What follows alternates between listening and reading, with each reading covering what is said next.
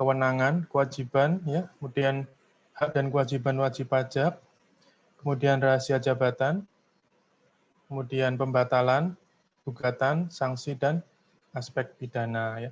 Kenapa kok kita membahas ini dulu sebelum kita masuk ke materi tentang teknis dan prosedur pemeriksaan? Karena ya menjadi seorang fungsional pemeriksa itu risikonya besar. Ya. Memang secara take home pay juga besar, tetapi risikonya cukup besar. Apa risikonya ya? Risikonya adalah pertama, karena fungsional itu tugasnya adalah melakukan pemeriksaan dan kemudian menerbitkan produk hukum, maka rawan terjadi adanya deal ya dengan wajib pajak. Jadi, let's say si pemeriksa itu sedang memeriksa SPT lebih bayar, ya, baik itu PPh maupun PPN. Kemudian wajib pajak ingin merestitusi, ya, ingin mendapat pengembalian. Kemudian metode pemeriksaan ini dilakukan. Praktis ketika WP-nya nakal misalnya, maka dia akan melakukan segala cara agar pemeriksa pajaknya bisa mereka kendalikan, gitu ya. Memang bahkan selama ini pun, kalau kalian mungkin pernah mendengar ada konferensi pers dari Bu Sri Mulyani kemarin terakhir, terkait dengan adanya case di Direktorat Jenderal Pajak, nah itu erat sekali kaitannya dengan pemeriksaan. Makanya memang ini risikonya sangat besar. Yang kedua tentu risiko kontak dengan wajib pajak, karena ketika kalian sudah menjadi seseorang pemeriksa yang independen, berintegritas, profesional, tentu ketika ada wajib pajak yang mungkin agak lebih sadis misalnya, dia sampai mengancam, dia sampai katakanlah sampai membuat kita menjadi khawatir gitu ya, maka dituntut untuk menjadi seorang pemeriksa yang lebih ya, kuat gitu ya, sehingga memang risikonya cukup besar. Nah, banyak hal-hal lain ya, tentu terkait dengan bagaimana seorang pemeriksa itu bisa dipengaruhi atau tidak, tentu terkait seberapa kuat dia bisa memegang kode etik ya, kemudian dia sadar terkait dengan hak, kewajiban, dan juga kewenangannya. Ya. Makanya di sini, di awal sebelum masuk lebih jauh lagi, kita membahas sebentar terkait dengan kode etik dan juga tentang kewajiban dan kewenangan. Gitu ya. Nah, kemarin kita belajar terkait dengan standar pemeriksaan. Jadi standar pemeriksaan ini sudah saya jelaskan di pertemuan sebelumnya, bahwa ini digunakan sebagai ukuran. Ya. Standar adalah sebuah ukuran. Misal siapa? Ulfi nih. Ulfi punya standar sendiri nih buat nyari suami ya, Via. Nah, standar itu adalah ukuran, tolok ukur. Jadi mungkin standarnya Ulfi sama standarnya Irta berbeda gitu ya.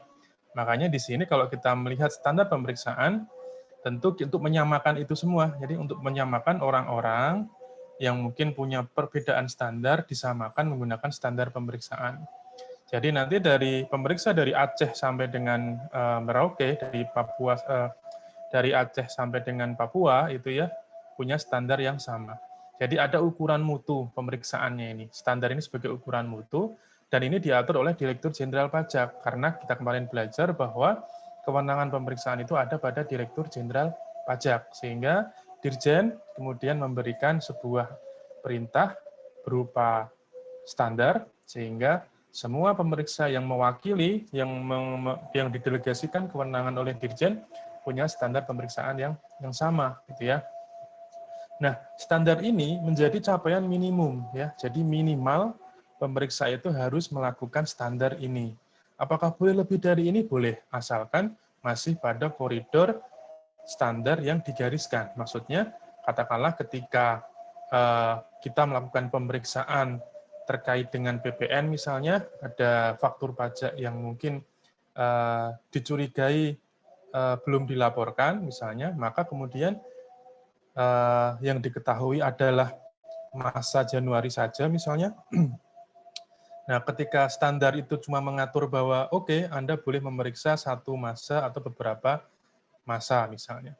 Ternyata pemeriksa bisa memutuskan bahwa oh ini bisa merembet kemana-mana nih karena yang saya periksa adalah pajak keluaran, yang mana ini adalah sebuah bentuk penjualan atau penyerahan BKP JKP sehingga akan berpotensi untuk menambah omset sehingga saya putuskan pemeriksaannya adalah pemeriksa all taxes misalnya.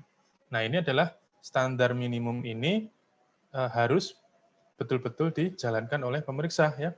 Kalau di bawah ini maka tidak sesuai dengan standar dan itu akan memiliki bobot penilaian yang rendah gitu ya.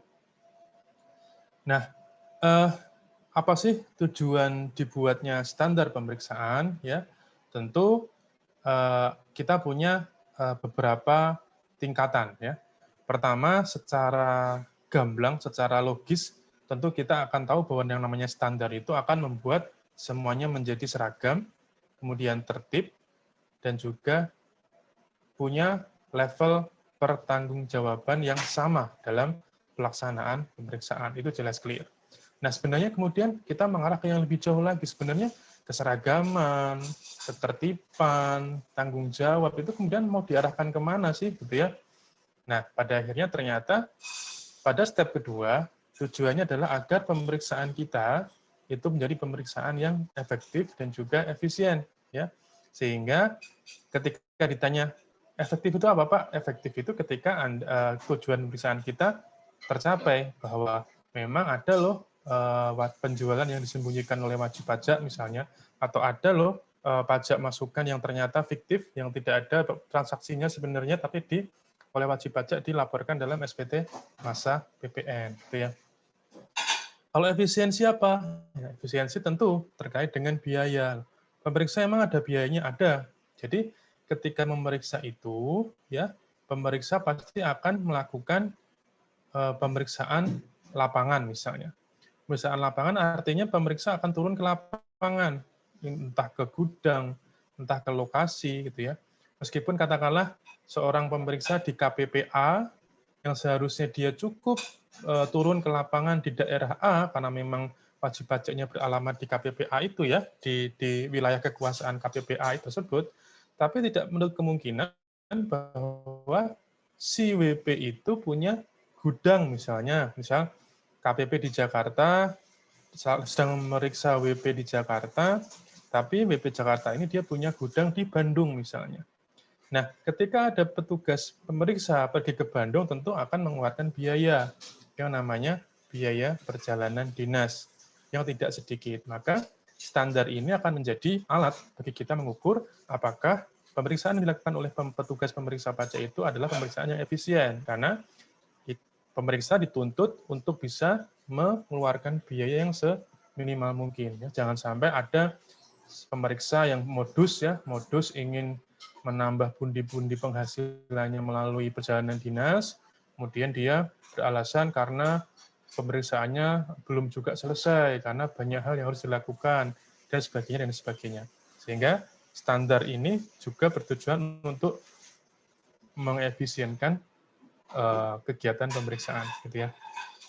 Nah, ketika sudah tercapai tujuan untuk efektif dan juga efisien, maka diharapkan akan meningkatkan produktivitas ya. Jadi tujuan akhir dari standar pemeriksaan ini adalah untuk meningkatkan produktivitas. Maksudnya bagaimana? Maksudnya ketika kita tahu bahwa sebuah proses pemeriksaan itu telah dilakukan dengan efektif ya, dia bisa selesai dan menemukan kurang bayar yang harus dibayar wajib pajak, kemudian bisa efisien, bisa timeless ya, bisa timely, bisa cepat dia selesai, maka kemudian dalam satu periode, katakanlah 1 tahun 2021 misalnya, maka dia akan bisa menyelesaikan banyak pemeriksaan gitu ya. Meskipun memang saat ini isu yang berkembang di lapangan adalah pemeriksa itu bisa dibilang mereka kekurangan bahan baku ya. Jadi kalian tahu bahwa pemeriksaan itu adalah sebuah proses hasil dari roda berjalan di tahap sebelumnya. Sebelumnya ada pelayanan, ya, kemudian ada pengawasan oleh AR, setelah itu ada usulan pemeriksaan. Sehingga ketika banyak wajib pajak yang sudah diawasi dan mereka patuh ketika diawasi, mereka bayar ketika dihimbau oleh AR, maka kemungkinan besar akan sedikit yang bisa naik ke usulan pemeriksaan. Nah, makanya kemarin kita sempat bahas terkait dengan bottom up dan juga top down ya. Itulah mengapa DJP itu juga memberikan bahan baku untuk pemeriksaan dari top down, dari atas ke bawah. Karena selama ini dikeluhkan bahwa pasokan bahan baku untuk diperiksa itu cukup sedikit. Ya. Padahal kalau melihat jumlah dari fungsional pemeriksa kita, itu cukup lumayan ya.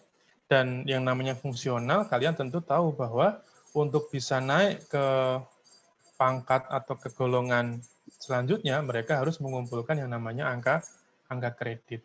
Sehingga di sini adalah kita mencoba membuat standar bahwasanya nanti itu akan membawa pemeriksa bisa lebih meningkatkan produktivitasnya, gitu ya. Nah, di slide ini tentu sudah pernah kita bahas ya bahwa standar pemeriksaan itu diatur dengan Peraturan Dirjen Nomor 23 PJ 2013 ya. Tentu standar ini juga harus dijadikan pedoman untuk pemeriksaan yang berupa menguji kepatuhan atau yang merupakan pemeriksaan untuk tujuan lain ya. Di sini ada jelaskan pasalnya, itu PMK 17 dan PMK 184 ya. Kemudian diterjemahkan dengan Per 23. Nah, dalam standar pemeriksaan itu dalam Per 23 itu dibagi menjadi 3 bagian besar. Yang pertama adalah standar umum, yang kedua adalah standar pelaksanaan, dan yang ketiga adalah standar pelaporan. Ya, jadi sifatnya umum, kemudian pelaksanaan, kemudian pelaporan. Nah, standar umum ya ini masuk untuk standar baik pemeriksaan untuk menguji kepatuhan maupun pemeriksaan untuk tujuan lain. Di sini kalau kalian perhatikan poin-poinnya, standar ini tentu cukup bersifat umum ya, artinya bahkan mungkin bisa saja standar ini dijadikan sebuah standar bagi seorang pegawai di Direktorat Jenderal Pajak misalnya. Pertama tentu telah memiliki atau mendapatkan diklat teknis yang cukup serta memiliki keterampilan sebagai pemeriksa pajak. Ya. Jadi kalau kalian nanti menjadi pemeriksa, tentu kalian sebelumnya akan dimasukkan dalam diklat fungsional dasar pemeriksaan. Ya. Kalian ikut dalam diklat itu sekitar 1 bulan atau 2 bulan, kemudian nanti kalian diangkat menjadi fungsional pemeriksa. Yang kedua, tentu kalian harus bisa menggunakan keterampilan kalian tersebut secara cermat dan seksama. Jadi di sini memang menjadi seorang fungsional pemeriksa itu butuh ketelitian, ya. Karena nanti ketika Anda tidak teliti, Anda terlanjur menerbitkan SKP, KB yang nilainya mungkin sebenarnya salah, ya. Karena ketidaktelitian Anda, maka itu akan berdampak panjang, ya. Kemudian wajib pajak, kemudian keberatan, misalnya kalau ditolak nanti bisa banding. Kemudian kalau banding dikabulkan, negara harus membayar imbalan bunga, gitu ya. Sehingga itu akan merugikan negara. Makanya yang namanya cermat juga dibutuhkan, seksama juga dibutuhkan. Karena kadang seringnya kalian akan berlomba dengan jatuh tempo ya. Jadi ketika pemeriksaan itu sudah mau jatuh tempo, maka kemudian biasanya akan cenderung terburu-buru. Kemudian yang ketiga itu terkait jujur dan bersih ya.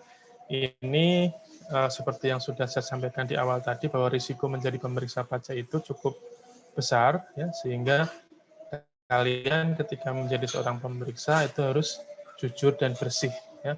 Betul-betul tahan terhadap godaan ya.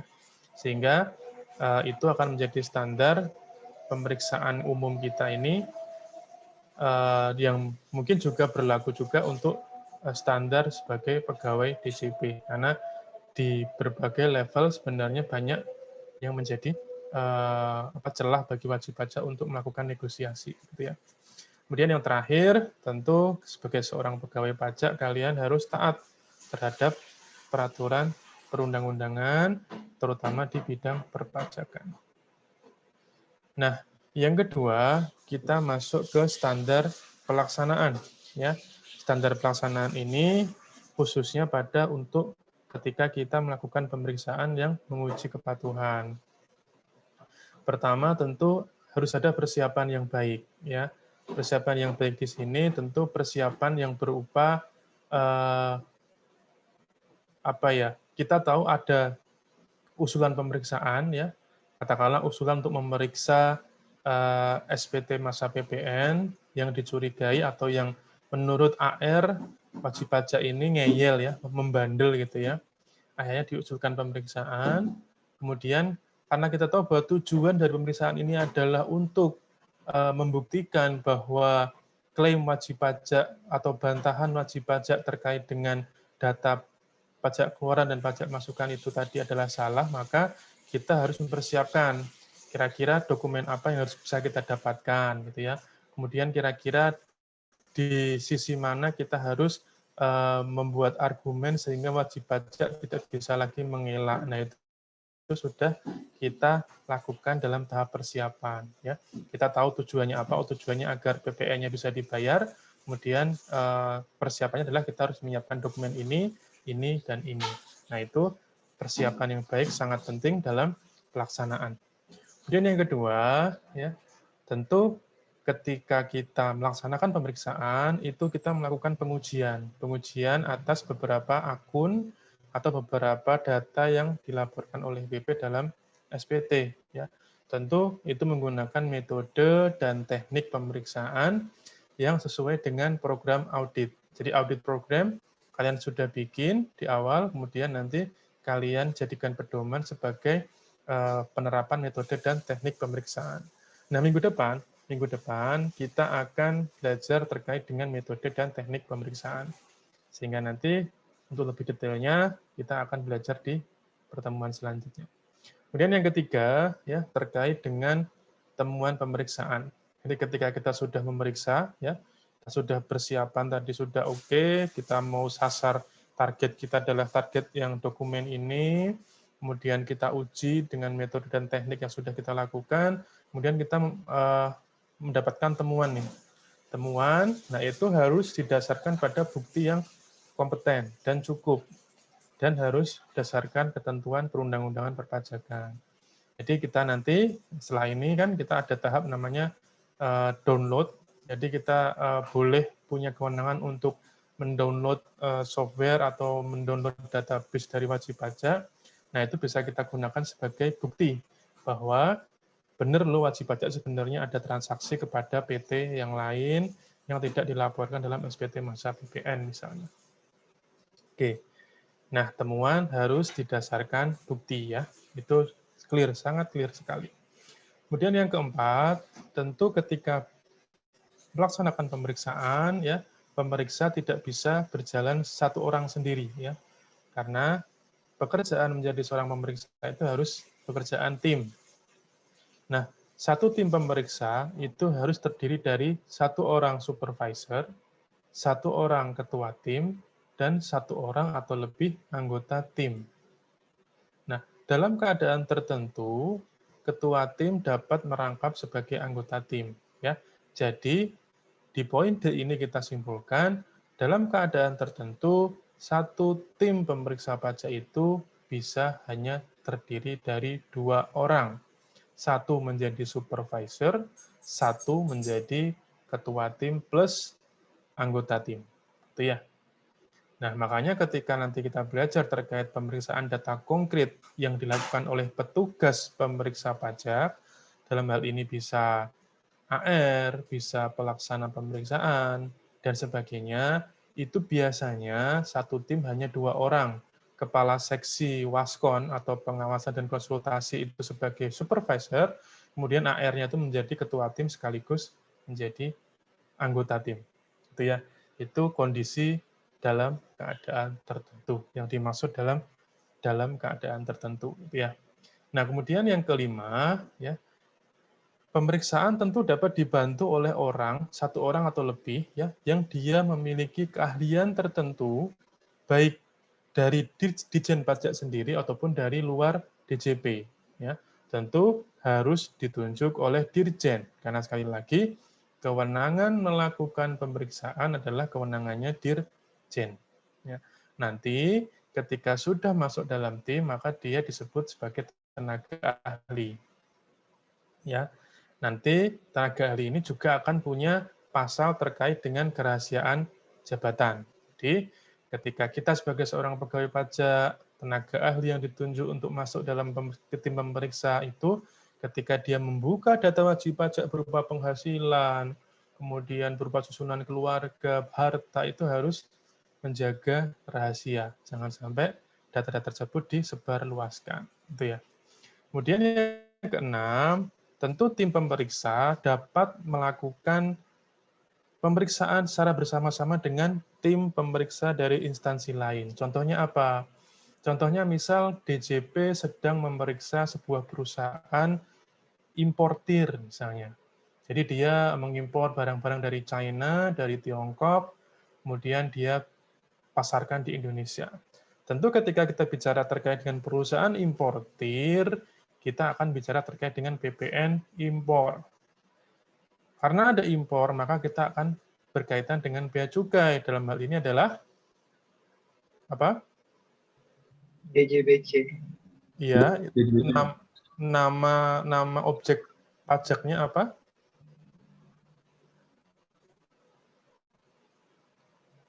PKP. PPN impor. PPN impor kan DJP. Kalau bea cukai apa? Cost freight. Bea masuk mungkin, Pak. Bea masuk, ya. Bea masuk ya. Jadi ketika kita ingin memeriksa terkait PPN impor, kemudian bea juga ingin memeriksa terkait dengan bea masuk, maka dua orang tersebut atau dua instansi ini dapat melakukan pemeriksaan bersama-sama, gitu ya. Bahkan dalam level yang lebih advance lagi, dalam level penyidikan pajak atau penyelidikan, pernah kami atau DJP dengan DJBC itu sering melakukan joint investigation. Jadi kita memburu penjahat yang memang dia memalsukan impor, gitu ya, atau dia melakukan kejahatan berupa memalsukan dokumen-dokumen terkait dengan impor, gitu ya. Nah, tentu apalagi karena yang selevel penyidikan saja bisa dilakukan bersama-sama, ya, joint investigation, maka yang level pemeriksaan pun juga bisa dilakukan. Kemudian yang ketujuh, terkait lokasi, ya, tentu kita sudah belajar bisa pemeriksaan kantor, bisa pemeriksaan lapangan. Untuk itu, pemeriksaan dapat dilaksanakan di kantor, atau di tempat tinggal, tempat kedudukan WP, atau tempat kegiatan usaha, wajib pajak, atau tempat lain. Ya. Kemudian yang kedelapan, ya, menjadi pemeriksa pajak itu bisa melaksanakan pekerjaan sampai di luar jam kerja, ya. Bukan berarti kalian wajib harus kerja sampai di luar jam kerja, tetapi memang terkadang, ya, karena kita melakukan atau membuat strategi-strategi yang cukup jitu untuk bisa mendapatkan data, maka dituntut untuk bisa kerja di luar jam kerja. Sebagai contoh, ketika kita tahu bahwa wajib pajak itu tidak pernah ada di rumah ketika siang hari, karena dia mungkin ada aktivitas dan baru ada di malam hari, maka kita kemudian datang di malam hari untuk melakukan pemeriksaan. Atau mungkin dalam faktor individunya nih, misal pemeriksa pajak, bagi kalian yang mungkin cenderung bisa belajar di malam hari daripada di siang hari, itu juga mungkin akan terbawa pada saat kalian menjadi petugas pajak, gitu ya. Kalian kalau di siang hari itu nggak bisa fokus karena banyak orang, ya, banyak orang lalu lalang, ada perintah ini, perintah itu, jadi nggak bisa fokus. Maka ketika semua udah pulang, kalian sudah ada di kantor sendirian misalnya, atau beberapa orang, itu kalian bisa kerja lebih fokus di malam hari, itu terserah kalian. Jadi tidak ada ketentuan harus kerja di jam kerja, gitu ya. Kalian bisa bekerja di luar jam kerja. Kemudian yang terakhir tentu terkait dengan dokumentasi.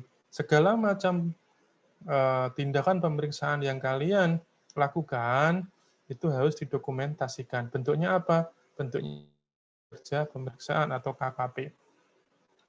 Isi KKP itu apa? Jadi memang ketika kita membuat sebuah KKP, itu di situ akan ada banyak sekali tabel, ya, kolom-kolom. Kolom paling kiri kalau kita membayangkan ada sebuah tabel yang normal, ya, tabel yang normal ada head, ya, kemudian ada nomor. Nah, setelah nomor ada uraian. Nah, itu kalau kertas kerja itu biasa di uraian itu ada poin-poin yang terdapat pada SPT. Jadi kalau kalian pernah lihat SPT masa PPN, di situ ada penyerahan, ya, yang dipungut oleh pihak lain, yang dipungut sendiri, itu setiap poin-poinnya itu ada dalam kertas kerja. Nanti di sebelahnya ada konfirmasi menurut WP, kemudian konfirmasi menurut pemeriksa, kemudian konfirmasi menurut hasil pembahasan, gitu ya. Jadi tiap-tiap poinnya itu kita benar-benar teliti. Kalau memang ada WP yang salah melaporkan, kita koreksi dengan temuan kita. Jadi di sini dokumentasinya sangat rigid, gitu ya. Makanya kalau kita lihat kertas kerja itu lumayan tebal.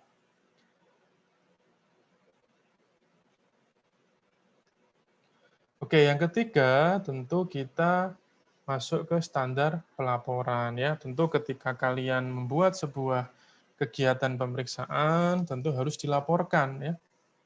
Harus dilaporkan. Nah, laporan ini namanya LHP, laporan hasil pemeriksaan. Laporan ini disusun dengan sangat ringkas dan jelas, ya. Bahkan yang namanya laporan itu sebenarnya cukup 2 atau 3 halaman, ya. Yang bikin tebal itu sebenarnya bukan laporannya tapi kertas kerjanya, gitu ya. Nah, laporan ini harus ringkas dan jelas, ya. Kemudian harus memuat pos-pos yang sudah diperiksa sesuai dengan tujuannya tadi. Kemudian ada juga simpulan yang kuat bahwa ada atau tidak sih penyimpangan, ya. Kemudian diungkap pula informasi terkait dengan pemeriksaan. Misalnya dalam pemeriksaan wajib pajak mengakui bahwa dia memang melakukan hal ini, ya. Tetapi alasan kenapa dia melakukan ini adalah karena dia belajar dari teman, ya, PT ini, PNBP-nya sekian, yang juga melakukan sebuah praktik yang sama misalnya. Nah, nanti itu kan menjadi rekomendasi buat KPP tempat si tadi PT tadi terdaftar untuk kemudian dilakukan pemeriksaan yang sama, gitu ya. Nah, LHP ini dibahasnya poin-poin di dalamnya adalah satu terkait dengan sprint pemeriksaan, ya. Sprint gas, surat perintah tugas untuk pemeriksa jelas harus ada nomor berapa, tanggal berapa. Kemudian identitas wajib pajaknya, namanya, NPWP-nya, kemudian alamatnya di mana, kemudian pimpinannya siapa, direkturnya siapa, komisarisnya siapa, alamatnya di mana, itu harus clear. Kemudian apa yang digunakan wajib pajak, metode pembukuan atau pencatatan, ya. Tentu kalau masih di bawah 4,8 miliar misalnya, maka dia tidak wajib pembukuan, dia hanya butuh melakukan pencatatan. Kemudian terkait dengan pemenuhan kewajiban perpajakan, ya, bagaimana sih riwayat pelaporannya dia, baik SPT tahunan maupun SPT masa, apakah sudah tertib atau tidak. Kemudian bagaimana sih riwayat pembayarannya dia terkait dengan terkait dengan PPh pasal 25-nya, setoran PPh 21, setoran PPh 2223, ya, 4 ayat 2, itu harus dibuka semua.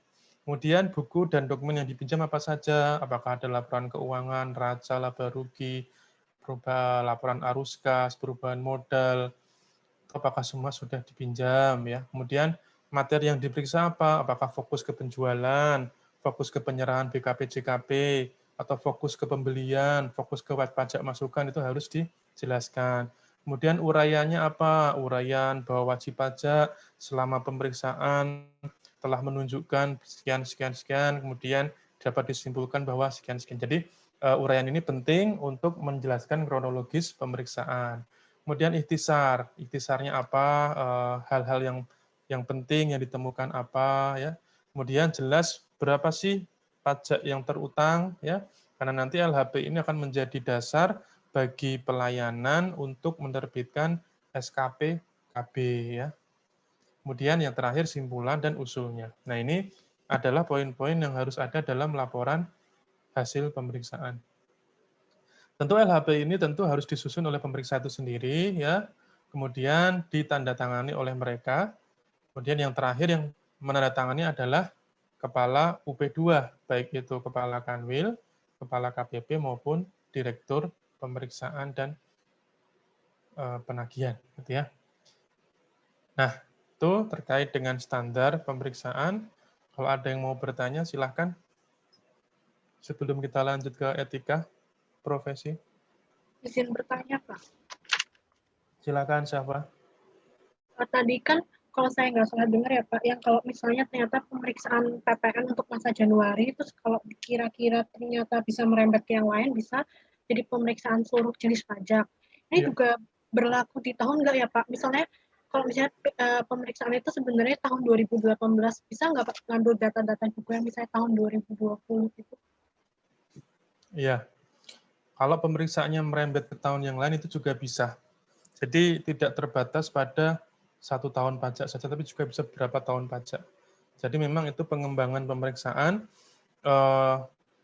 biasanya memang nantinya dia akan membuat 2 laporan. Jadi bukan kemudian beberapa tahun itu dijadikan 1, tidak, tetapi kita bikin seperti 2 laporan. Laporan untuk tahun pajak ini dan tahun pajak ini. Karena nanti ketika kita menerbitkan SKP KB, itu nanti tidak bisa kita terbitkan langsung 2 tahun, lintas tahun tidak bisa, jadi harus per tahun pajak. Tapi kalau memang pengembangan itu lintas tahun nggak ada masalah. Gitu siapa?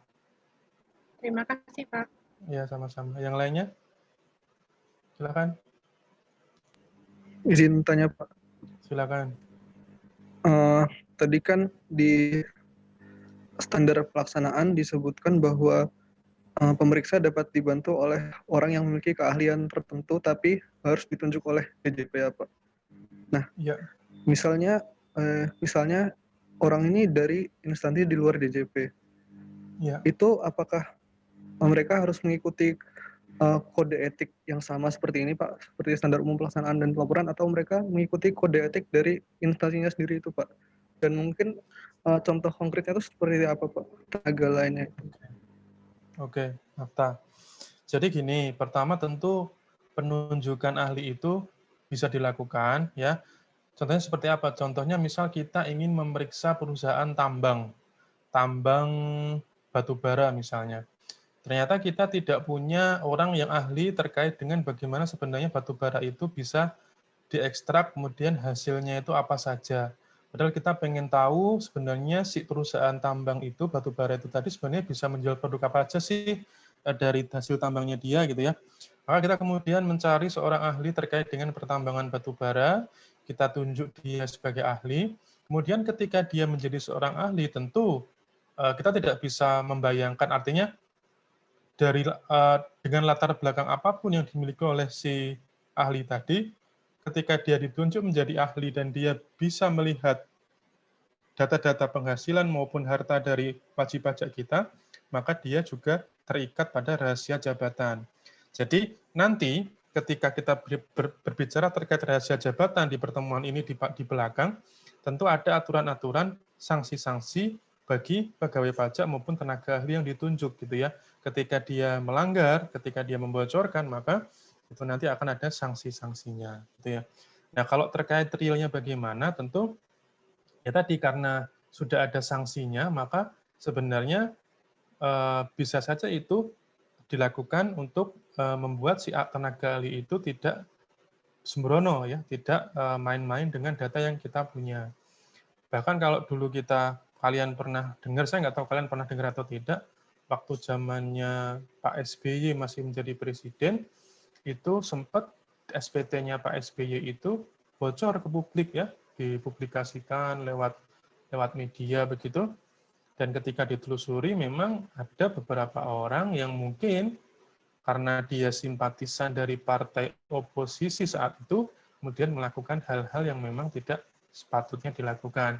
Nah, saat itu orang-orang tersebut kemudian diberi hukuman terkait dengan kerahasiaan jabatan.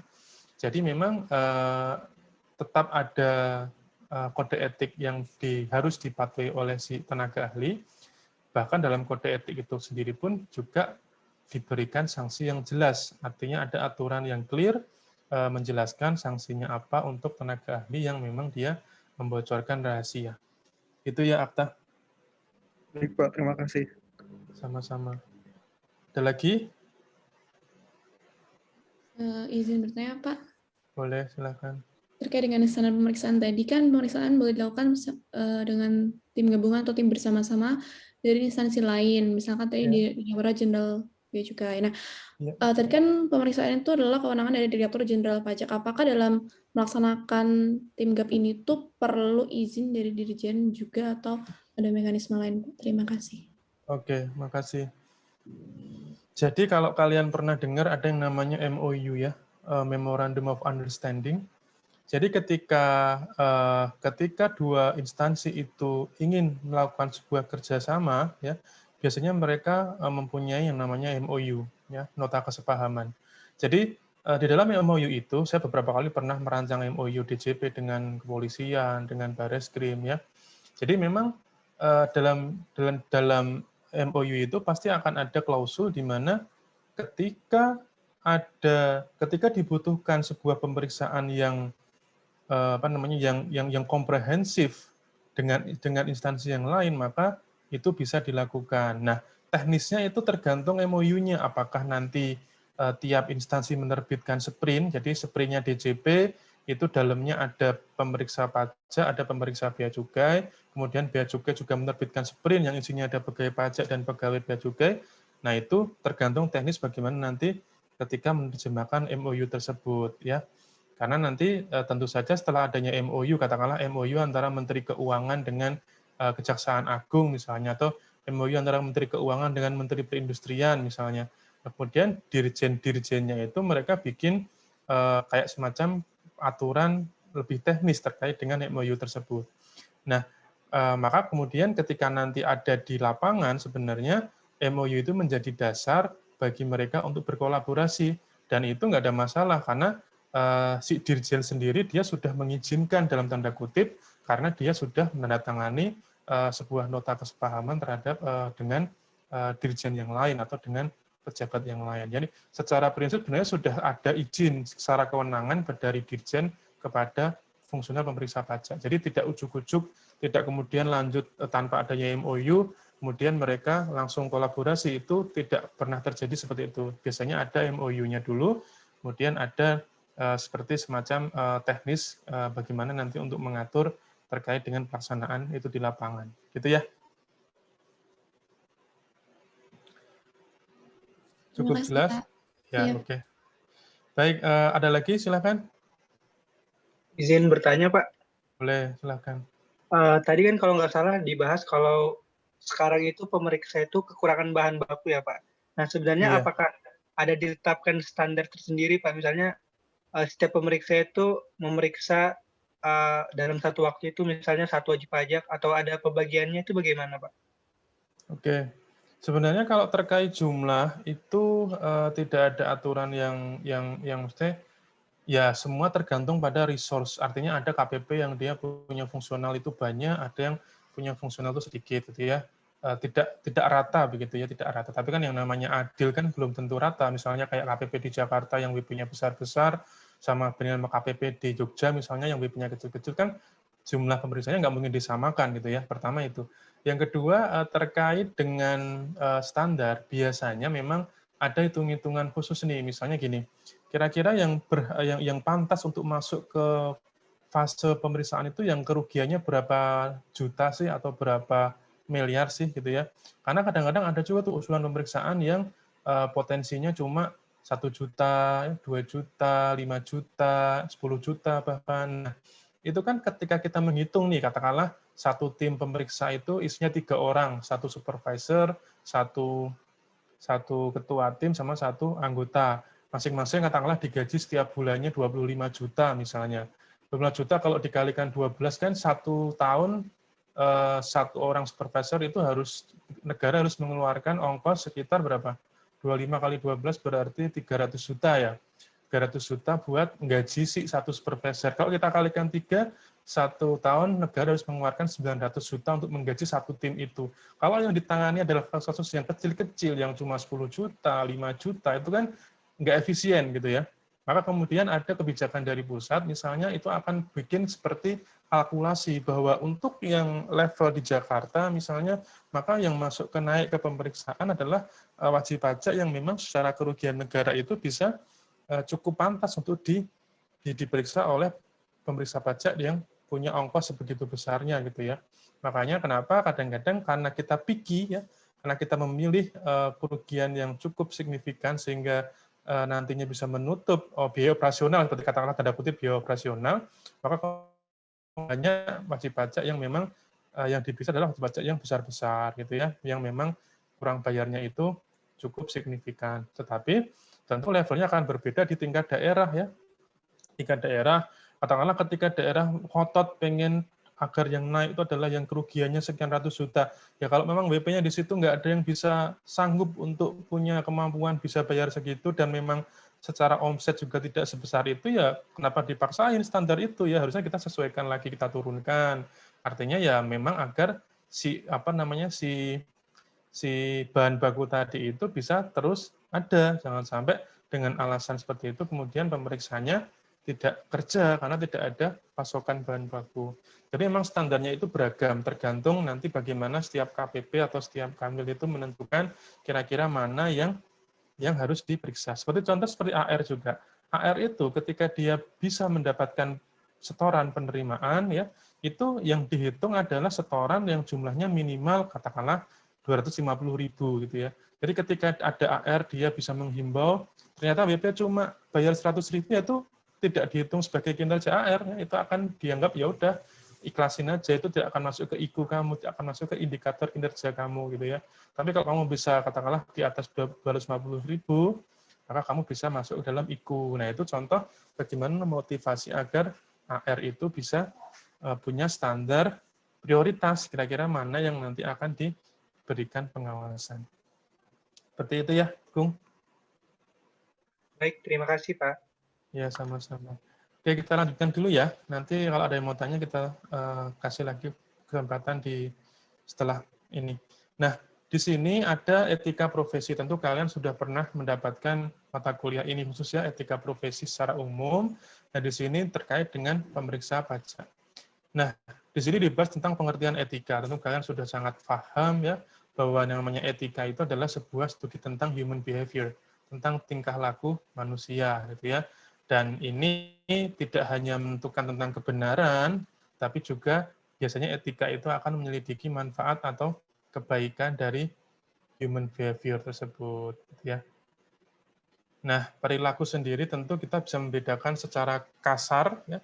Ada perilaku yang etis dan perilaku yang tidak etis. Biasanya perilaku ini tentu diukurnya melalui norma-norma sosial, gitu ya, yang diterima umum. Jadi bisa saja satu hal yang mungkin dianggap etis oleh satu kelompok tertentu itu tidak dianggap etis oleh kelompok yang lain karena tentu norma sosialnya berbeda sehingga etis tidak etisnya itu nanti akan berbeda ya. Nah, dalam profesi kita sebagai seorang pemeriksa pajak ya, ketika kita punya standar pemeriksaan tentu kita juga punya standar etika. Nah, standar etika itu biasanya dituangkan dalam sebuah barang yang bernama kode etik. Ya. Kode etik ini tentu adalah sebuah kumpulan tentang prinsip-prinsip etika, ya. Kemudian bisa dijadikan sebagai alat oleh manajemen untuk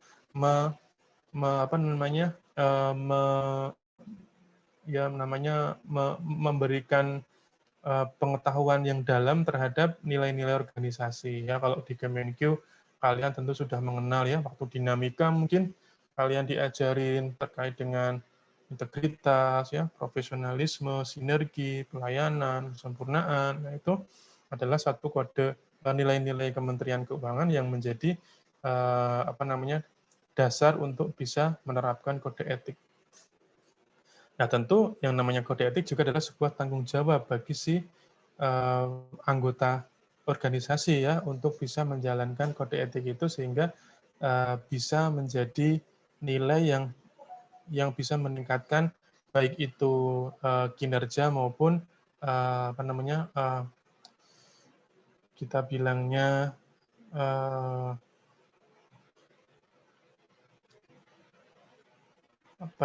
asumsi masyarakat terhadap instansi kita ya. Jadi ternyata Kementerian Keuangan tuh begini ya pegawainya, gini. Oh ternyata DJP itu begini ya pegawainya. Jadi citra instansi itu juga bisa dibangun melalui kode etik ini. Nah, jadi kode etik ini tentu memberikan panduan pada para pegawai ya. Tentu ini bukan satu-satunya panduan. Artinya kita sadar betul bahwa dalam kehidupan seorang manusia itu di samping dari kode etik yang dibangun oleh masyarakat itu sendiri, kita juga punya kode etik yang dibangun dari hukum-hukum agama misalnya. Yang semua agama tentu punya mana yang baik, mana yang buruk gitu ya. Nah, apakah kemudian kode etik ini diciptakan karena kode etik dari agama dianggap gagal? Tidak juga ya. Karena kadang-kadang ketika seorang itu melandaskan etikanya dalam bermasyarakat itu hanya menggunakan agama saja, maka dia cenderung akan lebih banyak membuat sebuah justifikasi ya, misalnya ya karena kita tahu bahwa yang namanya sanksi pelanggaran dalam agama itu nanti didapatnya setelah kita meninggal misalnya. Maka kemudian ketika dia tidak bisa mendapatkan hukuman langsung di saat ini di kehidupannya dia, maka kemudian dia membuat beberapa justifikasi, misalnya saya nggak apa-apa lah ngambil duit ini dulu lah, tak ambil, tak korupsi dulu nggak apa-apa, nanti kan ini anggap seolah-olah ini adalah pinjaman, nanti kalau saya punya duit saya kembalikan lagi ke negara, gitu kan bisa aja. Jadi beberapa justifikasi itu menjadi berbahaya. Makanya kemudian kita butuh kode etik yang di dalamnya mengatur hal-hal baik dan buruk, yang kemudian ketika seseorang melakukan hal yang buruk, maka ada sanksi yang langsung bisa dijatuhkan kepadanya, sehingga dia akan berpikir ulang bahwa ketika aku melakukan hal semacam ini, maka nanti akan berbahaya baik buat diri saya, buat keluarga saya maupun buat instansi saya gitu ya. Jadi kode etik ini tentu akan membantu melengkapi kode etik dalam sisi agama maupun yang lain. Nah, panduan-panduan kode etik tentu mencakup pertama ketika kalian nanti dalam bekerja misalnya menemukan sebuah dilema untuk memilih antara hal yang baik dan yang buruk ya, maka kode etik akan menjadi alat bagi kalian untuk mempertimbangkan hal tersebut. Jadi dilema ini misalnya ketika Anda menjadi seorang pegawai ya, kemudian Anda juga sebagai seorang anak ya, seorang anak yang punya orang tua misalnya, dan orang tua mungkin sedang dalam kondisi yang susah, kalian butuh biaya yang banyak, kemudian kalian pada saat memeriksa pajak, kalian ditawari suap gitu ya, ditawari negosiasi. Nah, itu adalah dilema. Kalau saya tidak ambil, maka kemudian saya tidak bisa membiayai orang tua saya.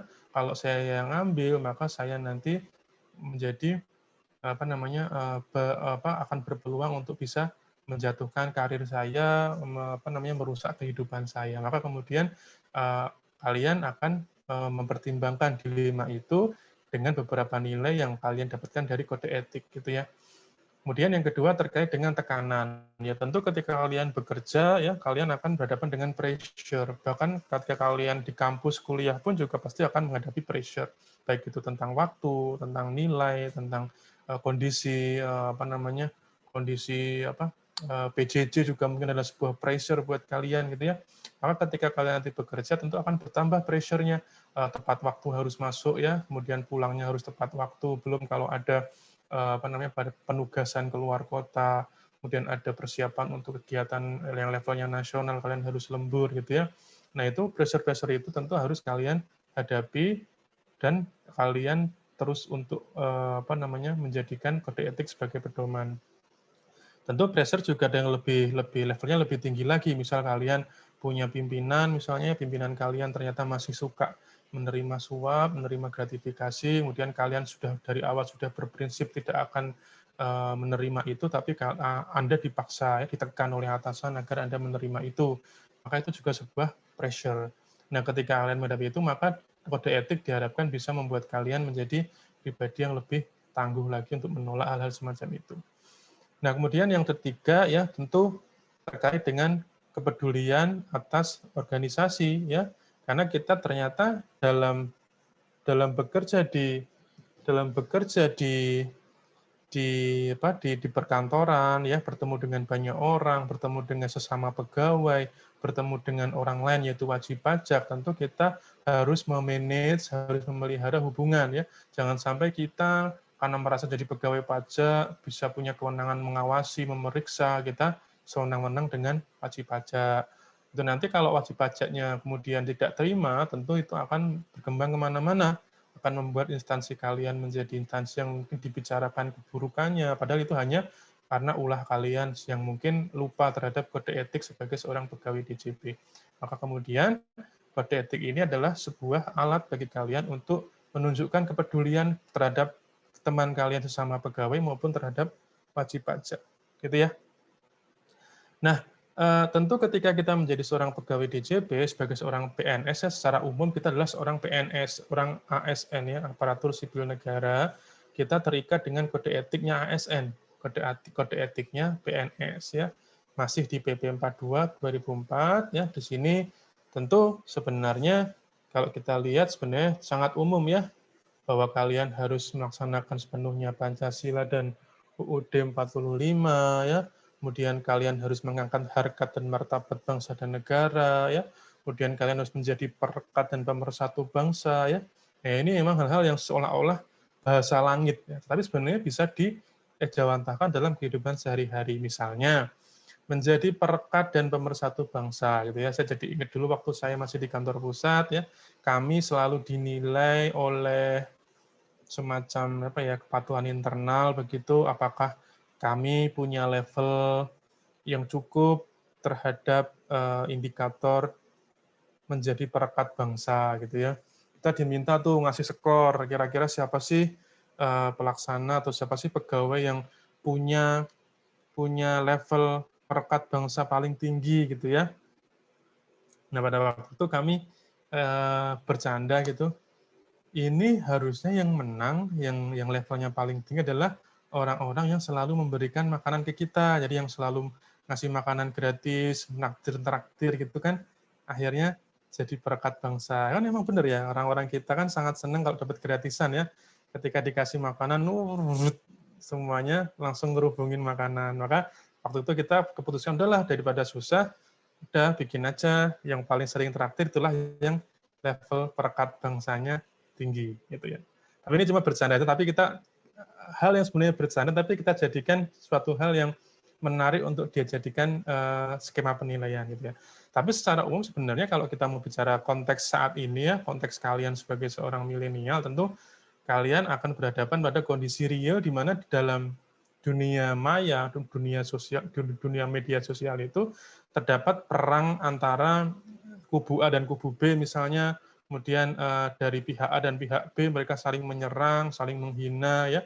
Maka kemudian ketika kita sebagai PNS yang menjunjung tinggi perekat bangsa, minimal kita jangan ikut-ikutan ya. Kita jangan ikut-ikutan, kita tetap tenang, tetap silent ya. Jangan sampai kita keceplosan karena emosi terus ikut nimbrung, nah itu jangan sampai. Nanti khawatirnya akan berdampak yang kurang baik gitu ya. Nah, kemudian tentu nomor 4 kita harus taat terhadap peraturan perundang-undangan semuanya ya, semuanya kita harus taat, bahkan yang namanya undang-undang lalu lintas dan angkutan jalan juga kita harus taati. Kemudian akuntabel ya, akuntabel tentu adalah sesuatu yang akuntabel itu bisa dipertanggungjawabkan ya, transparan gitu ya.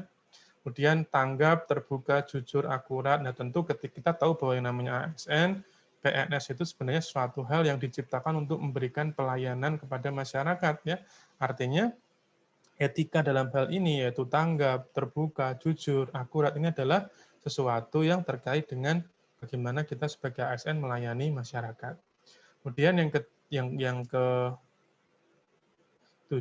ya, itu bahwa kita harus menggunakan dan memanfaatkan sumber daya negara secara efisien dan efektif. Ya, tentu ASN atau PNS tentu akan menggunakan sumber daya, baik itu kertas, ya, komputer, listrik, kemudian yang level paling tinggi mungkin ada motor dinas, mobil dinas, rumah dinas, ya, tentu harus digunakan dengan efisien dan efektif. Jangan sampai kita diberi motor dinas, tapi motornya dipakai istri untuk ngantar anak ke sekolah. Itu tidak bisa kita tolerir. Itu adalah suatu pelanggaran sebenarnya, bahkan kode etik.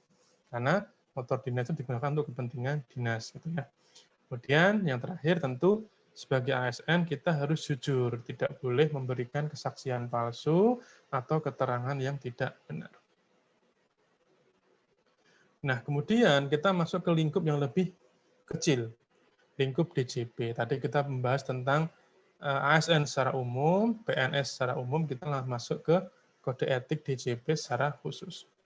Tentu sebenarnya poin-poinnya juga sebenarnya hal-hal yang terkait dengan kemajemukan kita sebagai bangsa, juga terkait dengan bagaimana kita harus bersikap sebagai seorang PNS, sama sebenarnya.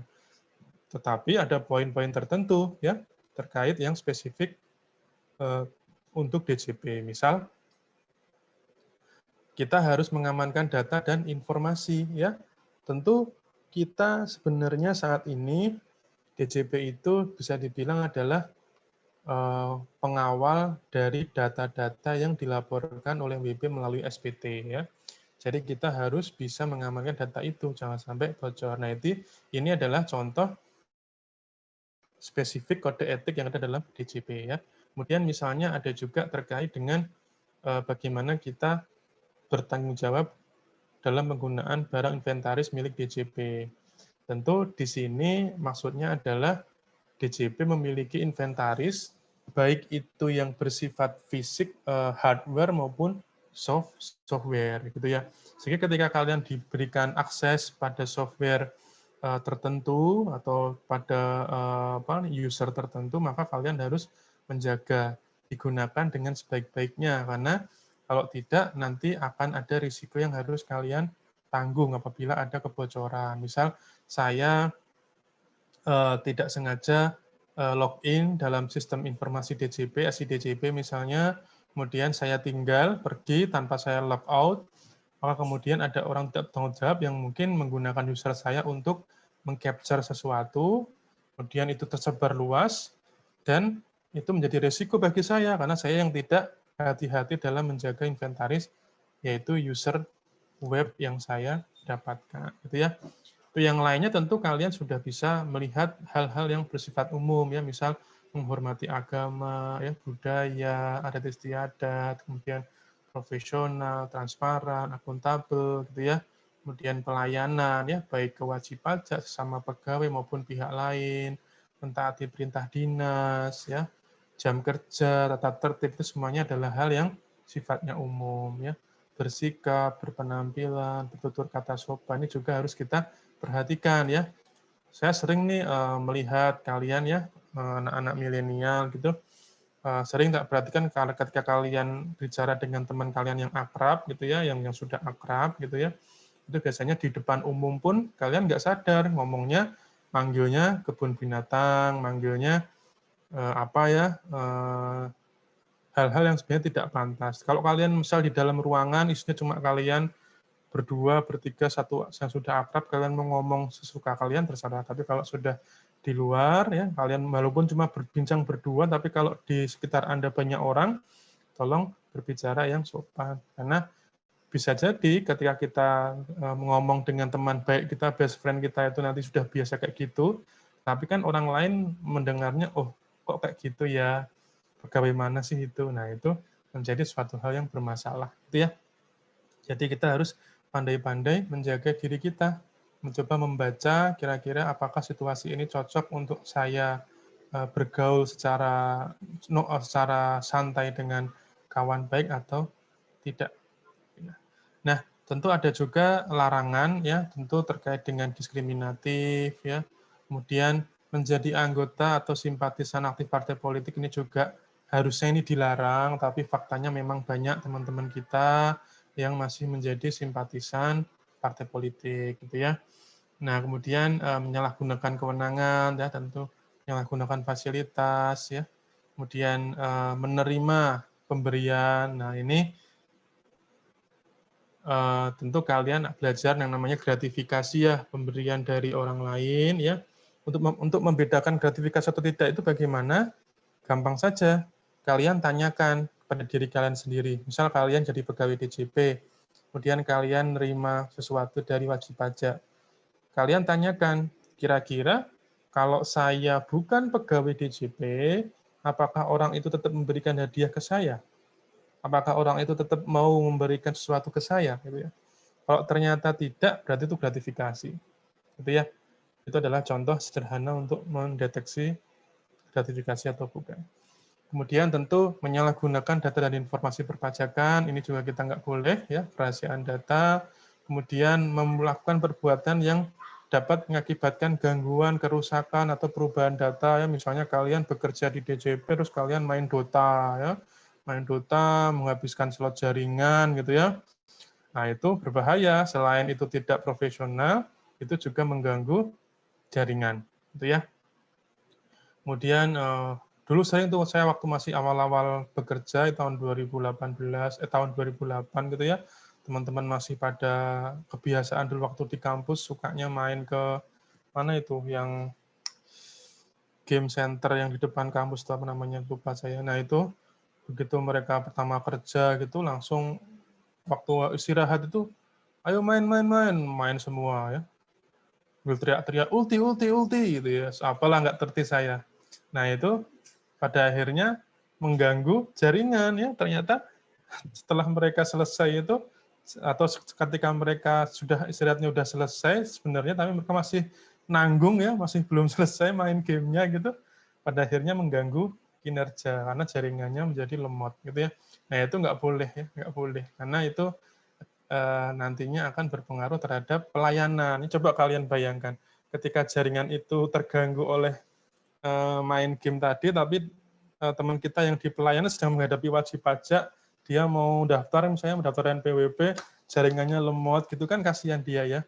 Sudah WP-nya sudah merengut, ya jengkel kok lama nggak kelar-kelar, kitanya panik, ya keringat dingin, gitu kan kasihan. Makanya kita harus menjaga terkait dengan sistem ini, gitu ya.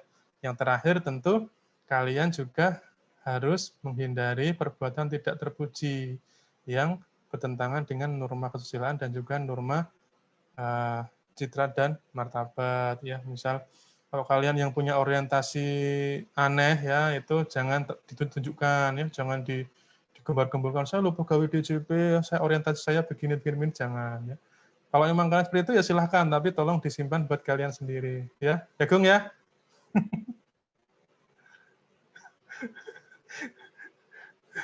Oke, lanjut ya. Nah, sekarang kita masuk ke wewenang dan kewajiban pemeriksa, gitu ya. Nah, di sini dalam PMK 184 ya, itu ada beberapa kewajiban pemeriksa ya. Tentu ini terkait dengan sebagai apa namanya? Nah, di sini kita lihat di sini ada wewenang terkait dengan pemeriksaan lapangan dan juga pemeriksaan kantor ya. Kita perhatikan saja, kita cari dulu mana yang sama ya. Yang sama melihat, meminjam buku. Melihat, meminjam buku. Oh, ini sama ya, dua ini. Kemudian meminta wajib pajak memberikan bantuan ya. Sama ya. Meminta keterangan lisan. Meminta keterangan lisan sama. Meminta keterangan pihak ketiga, meminta keterangan pihak ketiga. Nah, sekarang hal-hal tadi berarti yang standar harus dilakukan di tiap pemeriksaan, baik itu lapangan maupun pemeriksaan kantor. Nah, yang beda apa? Jelas kalau yang lapangan, kita harus punya wewenang untuk mengakses dan mengunduh data elektronik, ya, karena kita datang ke lokasi wajib pajak, kita obrak-abrik itu komputernya ya, kita cek semua, kita kalau bisa kita forensik ya, karena forensik itu kita bisa membangkitkan data yang sudah dihapus. Ketika di hard disk itu dia WP menghapus semua datanya, kita forensik keluar semua. HP juga gitu, HP WP saling kontak melalui WA gitu ya. Kemudian mereka sepakat untuk hapus pesannya, ketika kita forensik keluar semua itu percakapan yang sudah dihapus. Itu ya. Kemudian tentu ada memasuki atau memeriksa tempat atau ruang ya, karena kita datang ke lapangan, ke lokasi mereka, maka kita bisa memasuki ruangan. Ya.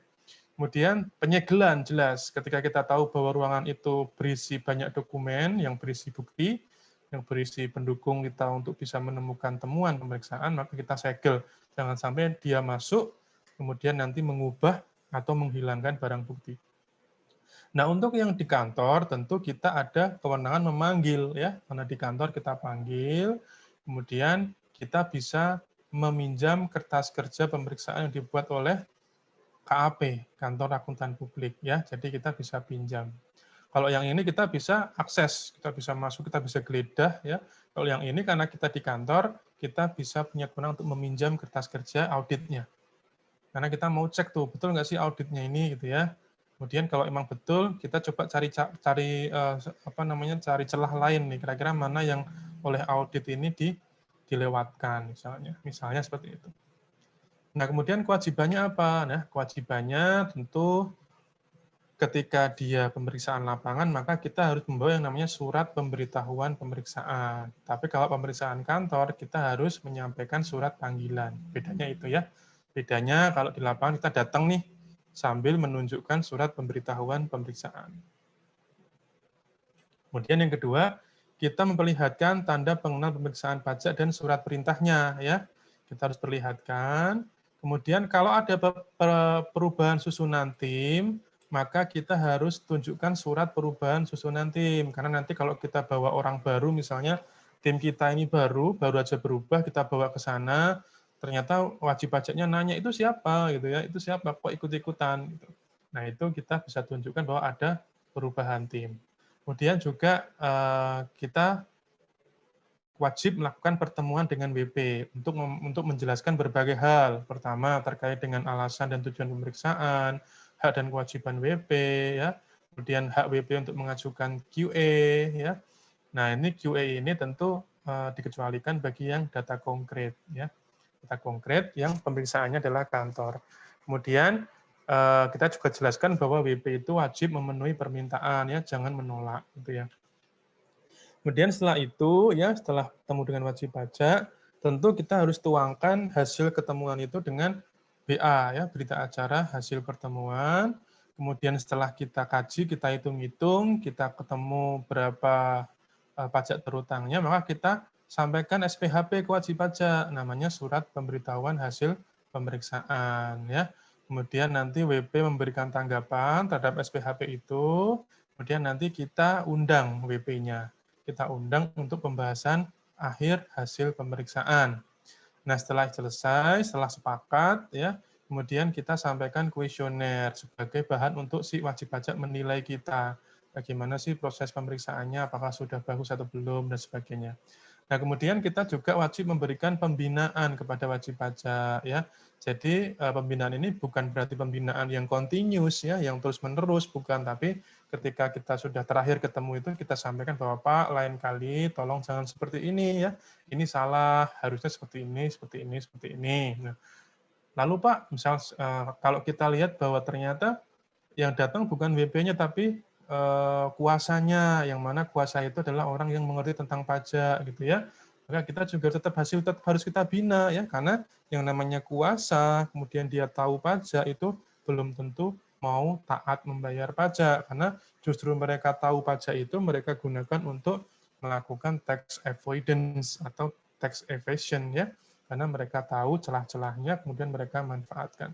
Makanya meskipun dia diwakili oleh kuasa yang tahu pajak, misalnya konsultan pajak, maka tetap kita kasih pembinaan. Dan yang terakhir tentu yang ke-10 kita harus mengembalikan, ya, jangan sampai buku-buku yang kita, dokumen-dokumen yang kita pinjam tidak kita kembalikan, itu tidak boleh. Kemudian yang 11, yang terakhir tentu kita harus merahasiakan segala sesuatu yang kita dapatkan pada saat pemeriksaan. Misalnya kita dapat informasi bahwa ternyata Bapak itu punya istri kedua, punya istri ketiga, istri keempat, itu nggak boleh kita sebar-sebarkan, ya.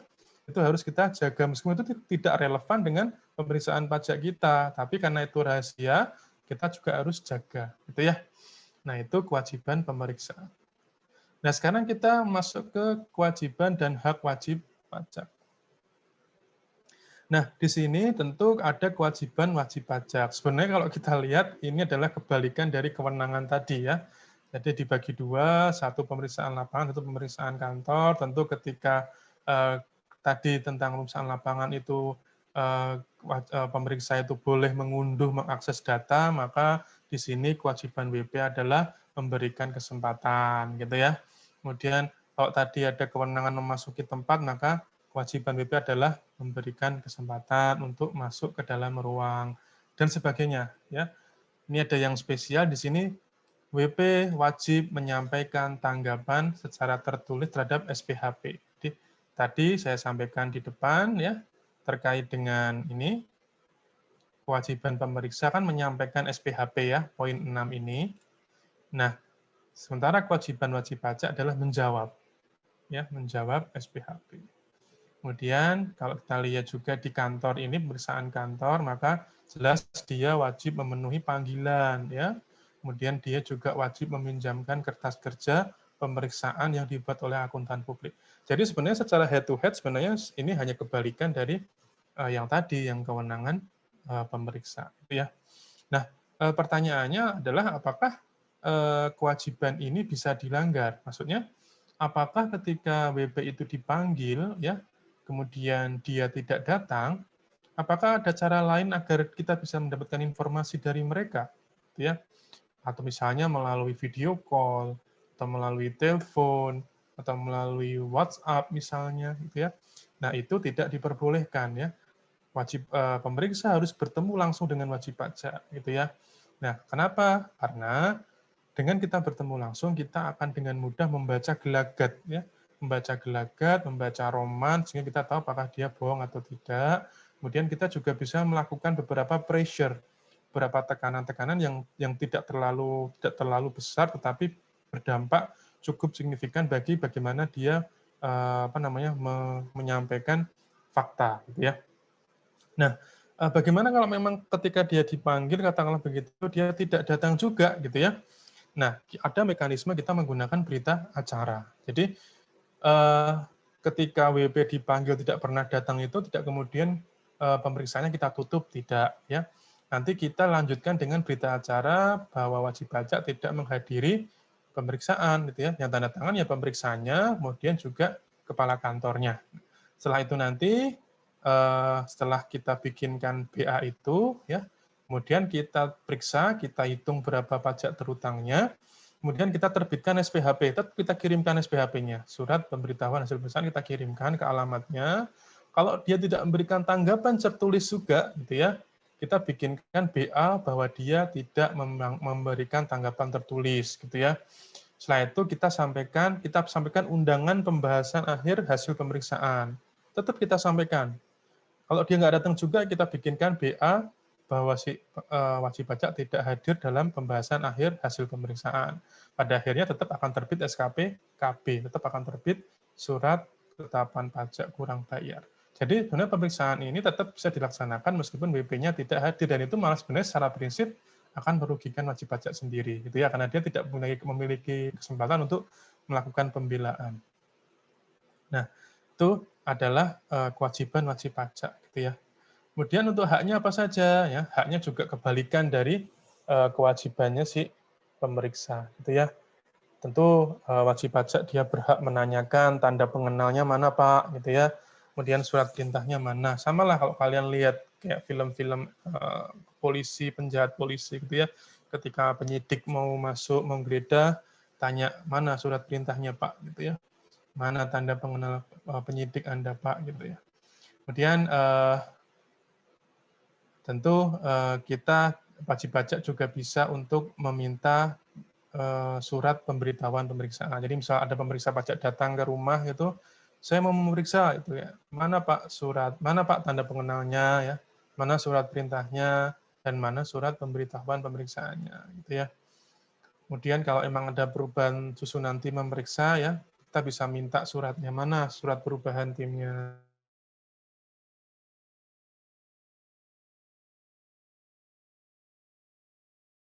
Kemudian yang kelima, tentu kita juga berhak untuk meminta SPHP, ya, surat pemberitahuan hasil pemeriksaan. Kemudian kita juga berhak untuk menghadiri pembahasan akhir. Kita berhak untuk meminta QA, ya. Kemudian kita juga bisa WP juga berhak untuk memberikan penilaian atau pendapat atas pemeriksaan. Melalui apa? Melalui kuesioner yang tadi harus kita sampaikan di kewajiban pemeriksa. Itu ya. Jadi ya semacam ya pasangan lah mereka. Nah, kemudian masuk ke rahasia jabatan. Nah, sebelum masuk ke sini, kalau ada yang mau bertanya, silakan. Izin bertanya, Pak. Silakan. Apa namanya? Saya cuma penasaran aja nih, Pak. Kan produk akhir dari pemeriksaan ini kan keluarnya SKP kurang bayar ataupun lebih bayar gitu kan, Pak. Misalkan yang keluar itu surat ketetapan pajak yang kurang bayar atau kurang bayar tambahan. Si pemeriksa pajaknya sudah menetapkan seperti itu. Si WP ngajuin keberatan itu, Pak. Nah, ternyata ketika banding atau misalkan ketika keberatan, misalkan tidak sesuai dengan harapan WP, terus dia ngajuin banding, dan ternyata banding itu dimenangkan oleh WP. Nah, apakah si pemeriksa pajaknya ini kena imbasnya, Pak? Misalkan apakah ntar dia diturunkan atau dari pejabat fungsional jadi dipindahin gitu, Pak? Saya penasaran aja, Pak. Kan kalau misalkan lihat kasus banding banyak menang si BP-nya gitu, Pak. Ya, betul. Memang kasus banding banyak yang kalah DJP ya.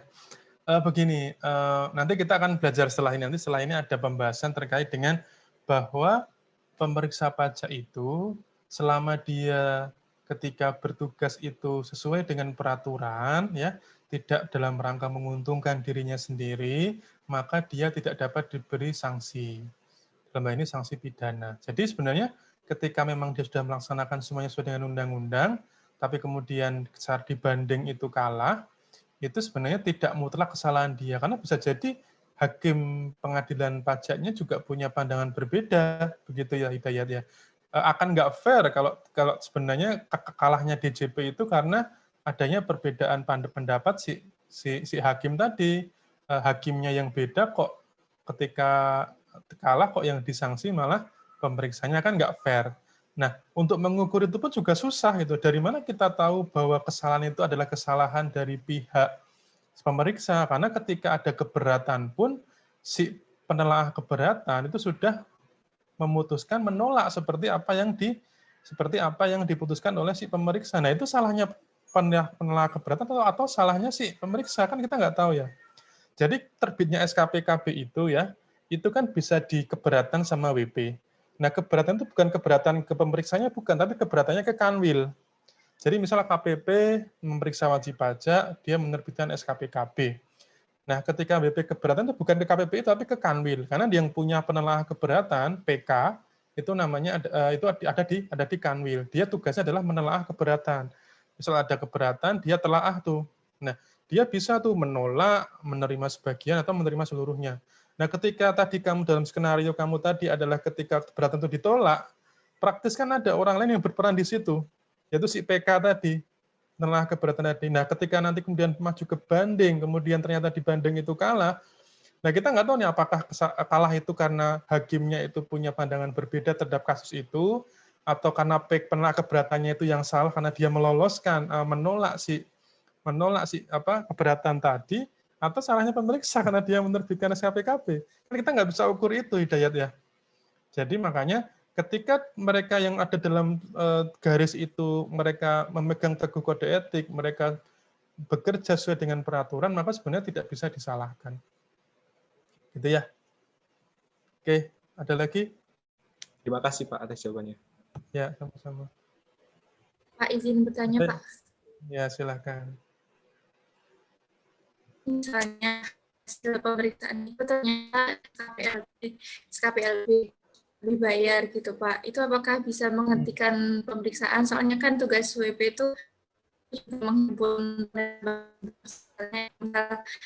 nanti yang digunakan oleh WP. Nah, itu kalau prakteknya sendiri itu gimana, Pak? Kalau misal ada SKPLB itu apa dihentikan atau dilanjutin terus nanti WP-nya dapat pembelian gitu. Selanjutnya kalau misal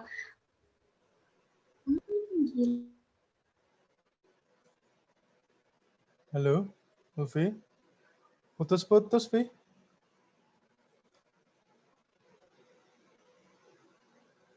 Hilang ya? Ulfi hilang ya? Nanti kita lanjut deh. Vi, Ulfi? Ya Pak, maaf Pak. Ya, gimana Vi? SKPLB terus?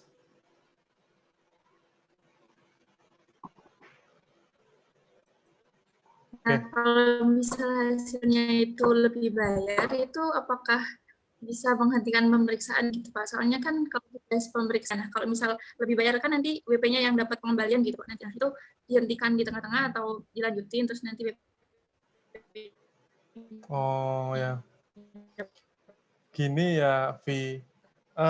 Sebenarnya lebih bayar itu juga hak wajib pajak sebenarnya. Jadi kita tidak boleh bersiasat. Halo?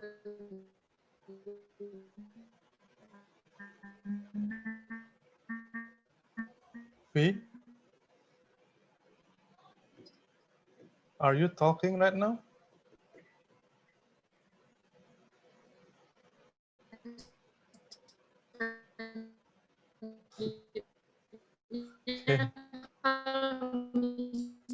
Vi, chat aja ya Vi.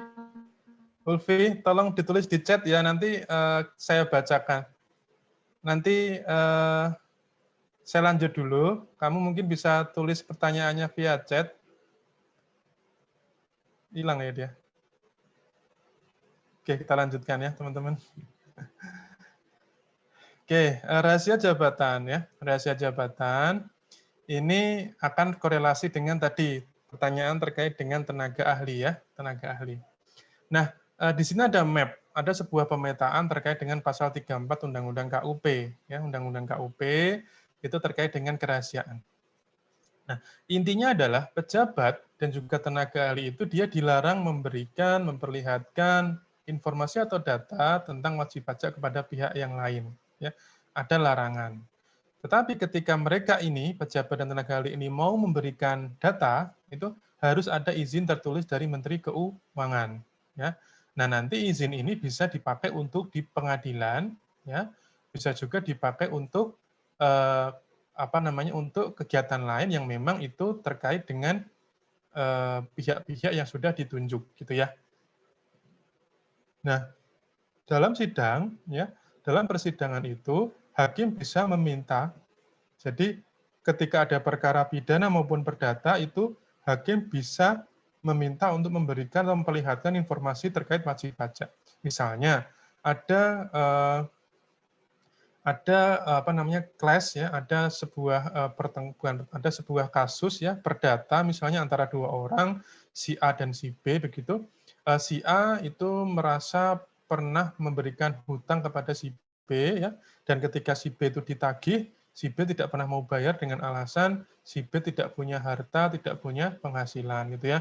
Nah, ketika ingin menyelesaikan kasus perdata itu, maka hakim meminta izin pada Menteri Keuangan misalnya untuk meminta data terkait dengan penghasilan dan juga harta dari si B gitu ya, maka itu diperbolehkan. Itu ya.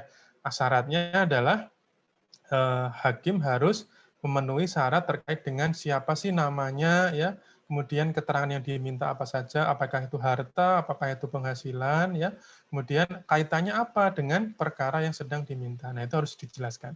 Nah, sementara untuk yang lain terkait dengan pihak yang ditunjuk tadi, itu bisa ya tergantung kebutuhannya. Misal PPATK, misalnya PPATK sedang ada penelusuran terkait dengan dana terorisme misalnya. Maka kemudian dia minta data bahwa ada kepada wajib pajak, kepada Dirjen Pajak melalui izin Menteri Keuangan terkait dengan apakah orang-orang yang dicurigai sebagai teroris ini dia memang selama ini tertib lapor SPT dan melaporkan hartanya berapa jumlahnya begitu. Nah, kemudian ketika kerahasiaan ini dikecualikan apabila memang pejabat atau tenaga ahli ini menjadi memberikan keterangan kepada instansi yang berwenang melakukan pemeriksaan ya.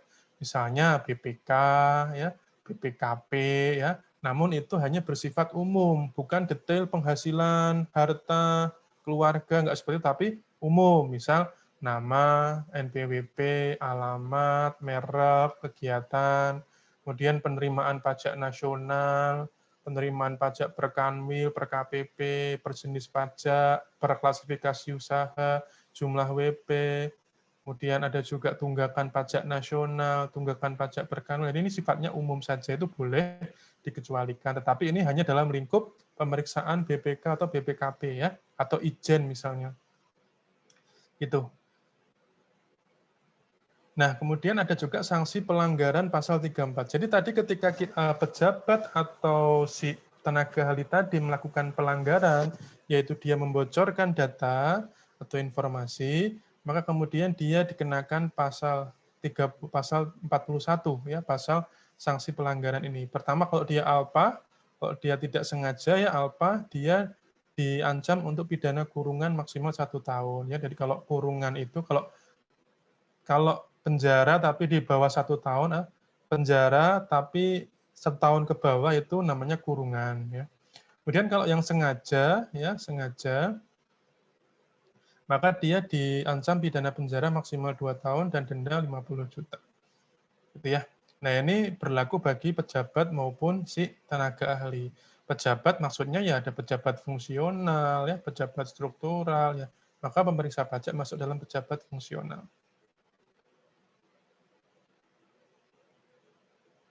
Nah, kemudian ada terkait dengan permintaan dokumen oleh penegak hukum ya. Jadi ketika katakanlah kejaksaan nih, ketika dia dulu memeriksa Beni Cokro ya, Bencok. Nah, Bencok itu kan kasusnya lumayan besar dan kemudian akan diarahkan ke pidana TPPU ya, tindak pidana pencucian uang, yang mana TPPU itu pasti sanksinya adalah sanksi terkait dengan penyitaan aset, ya, penyitaan rekening, ya, penyitaan harta-harta yang dia punya. Makanya ketika kejaksaan sedang melakukan penyidikan terhadap Bencok, itu dia minta kepada Dirjen Pajak untuk membuka data hartanya si Beni Cokro, gitu ya. Tapi ketika kita buka data itu, maka harus ada prosedur, ya, namanya peminjaman dokumen, kemudian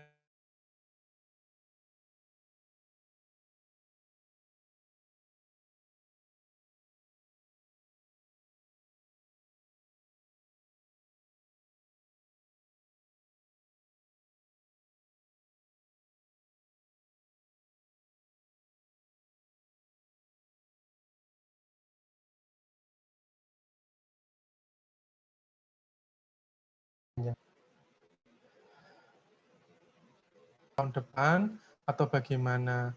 Karena kalau lihat di lapangan, kalau LP itu seringkali nggak ditindak, gitu ya.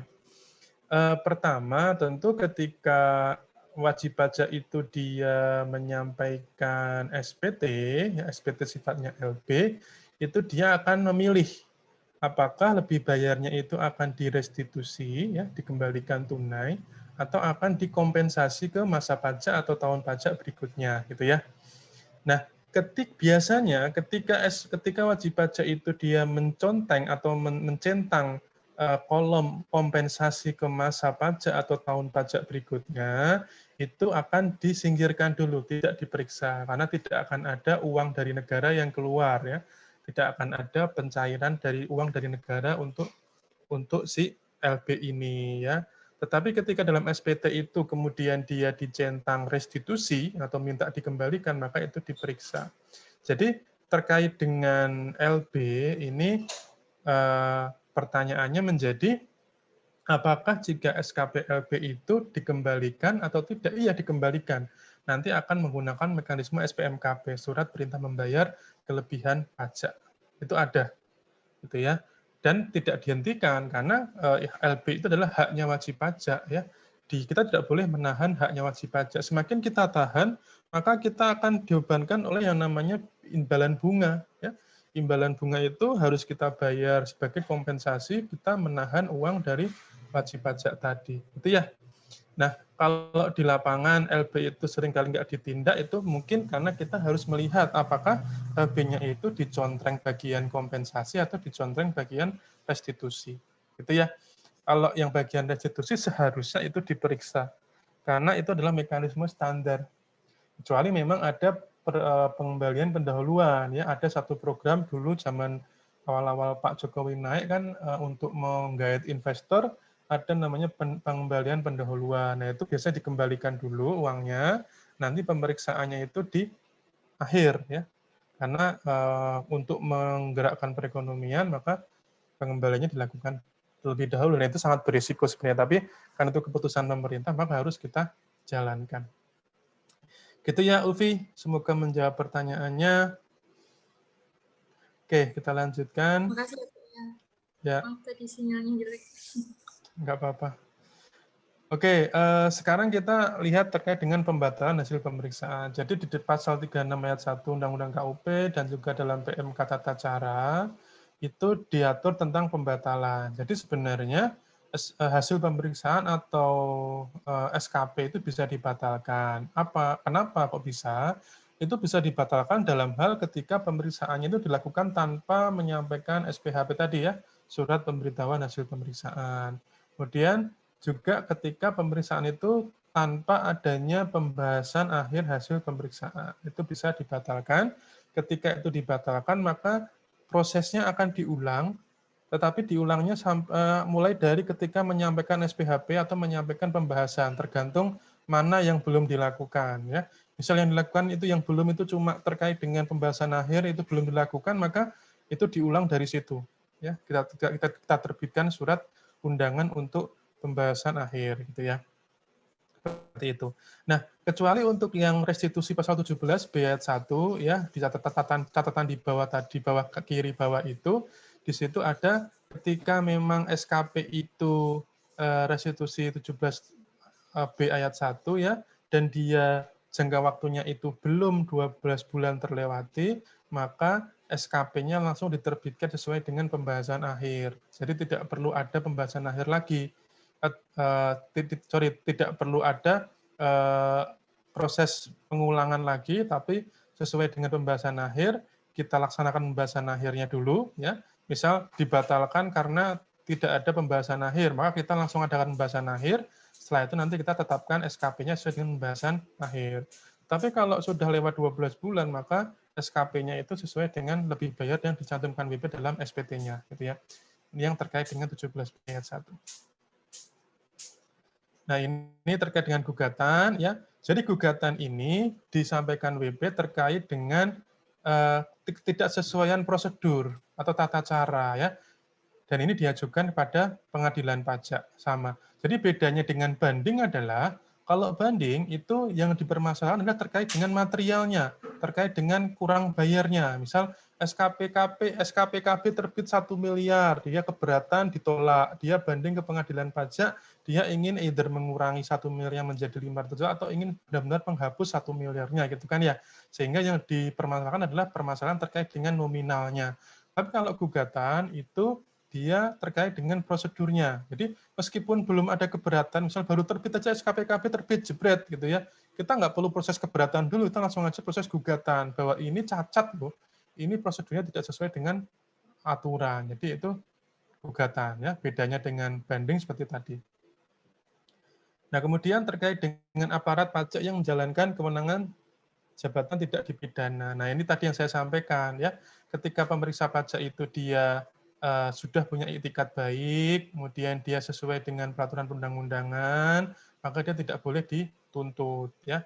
Kecuali kalau dia memang melanggar peraturan, dia menguntungkan dirinya sendiri, maka itu harus dipidana, itu jahat namanya. Tapi kalau dia tidak berniat jahat, dia sudah benar, kemudian dia dituntut nih, BP merasa terganggu, dia dipidana terkait dengan perbuatan tidak menyenangkan, misalnya, itu nggak boleh. Akan tetap ada proses persidangan, tetapi nanti hakim pasti akan melihat bahwa ini sebenarnya tidak bisa dipidana karena dia tidak melanggar peraturan apapun, gitu ya. Jadi yang memutuskan tetap hakim. Gitu. Nah ini terkait dengan itikat baik ya, ternyata itu ada terkait dengan kepercayaan ya, untuk mencari keuntungan, tidak untuk mencari keuntungan, nah itu sudah itikat baik. Kemudian di sini terkait dengan KUHP-nya. Jadi selain dilindungi dalam Undang-Undang KUP ya, juga dilindungi dalam Undang-Undang KUHP ya, pasal 50, pasal 51. Jadi kalau dia melaksanakan ketentuan undang-undang tidak bisa dipidana, gitu ya. Atau dia melaksanakan tugas dari pemerintah tidak dipidana, gitu ya. Jadi sudah ada aturannya. Kemudian risiko apabila tidak sesuai dengan tata cara pemeriksaan. Pertama, kalau dia lalai dan atau sengaja, ya, dia nggak sengaja itu lalai, atau dia sengaja, maka bisa dikenai sanksi sesuai dengan peraturan perundang-undangan. Ya.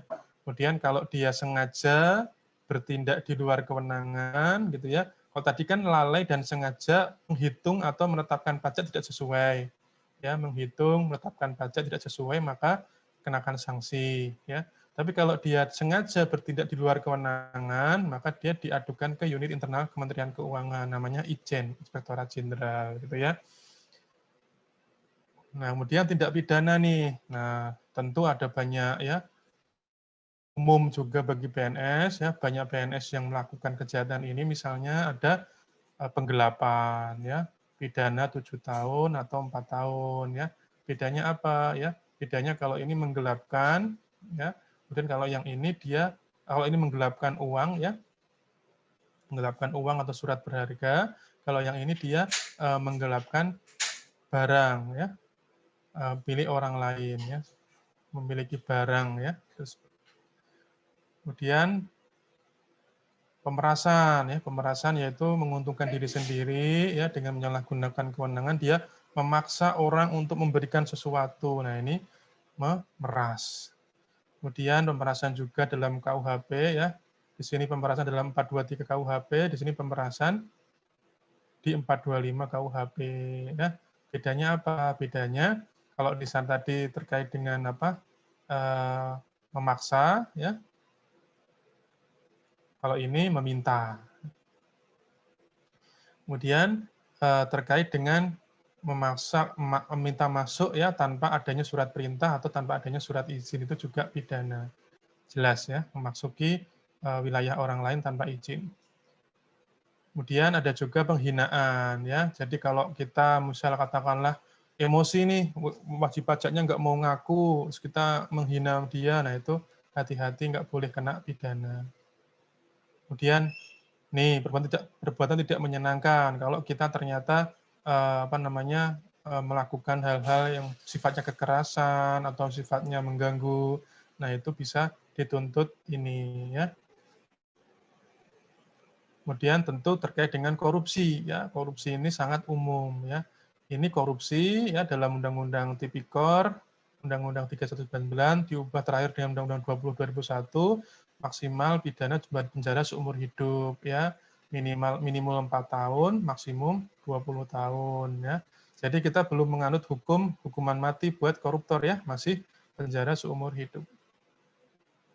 Nah, ini kalau korupsi itu ada namanya pembuktian terbalik ya.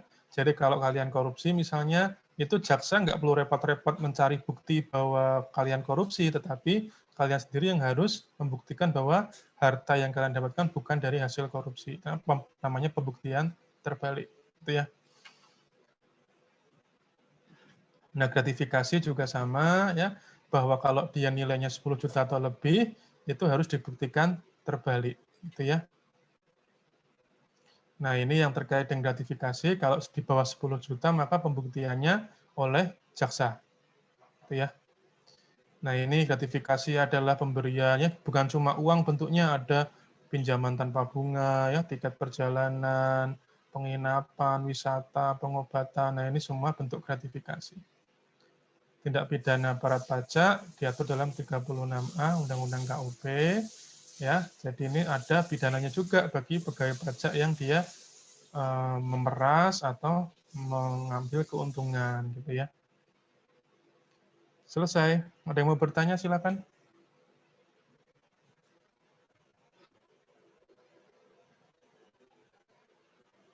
Kalau tidak ada, pukul 20.45 saya sudah siapkan kuis buat kalian, ya, sama seperti pertemuan sebelumnya. Waktunya kali ini cuma 45 menit, jadi mulai dari 20.45 sampai 21.30. Jumlah soalnya 30, ya, 20 pilihan ganda, 10 soal benar salah. Kalian bisa dapat 2 kesempatan, ya, silahkan manfaatkan dengan baik. Tidak terlalu sulit, tapi juga mungkin tidak terlalu mudah, jadi pas lah ya. Nanti tolong kalian kerjakan, ya. Tentu semoga nanti kalian dapat nilai yang bagus, ya, meskipun memang bukan segala-galanya, masih banyak sekali nilai yang bisa kalian dapatkan. Tapi setidaknya itu bisa jadi bahan kalian latihan untuk nanti kita persiapan latihan untuk pertemuan tentang metode dan teknik pemeriksaan, gitu ya. Terakhir ada yang mau bertanya, silakan.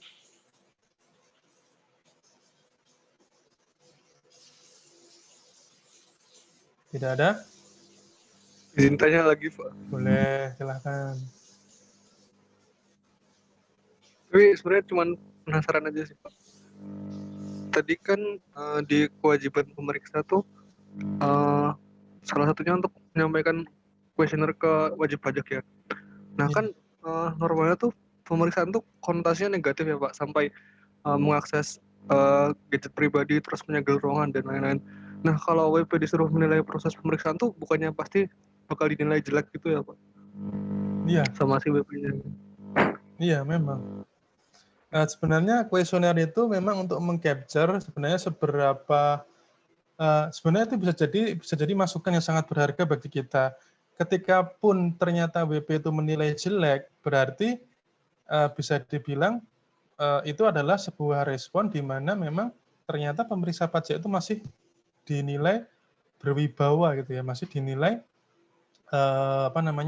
punya satu kekuatan yang memang ditakuti gitu ya, dalam tanda kutip ditakuti oleh wajib pajak gitu ya. Sehingga dengan begitu maka ketika nanti ke depannya itu kita tahu bahwa wajib pajak itu khawatir atau takut jika diperiksa, maka itu bisa kita gunakan untuk meningkatkan kepatuhan.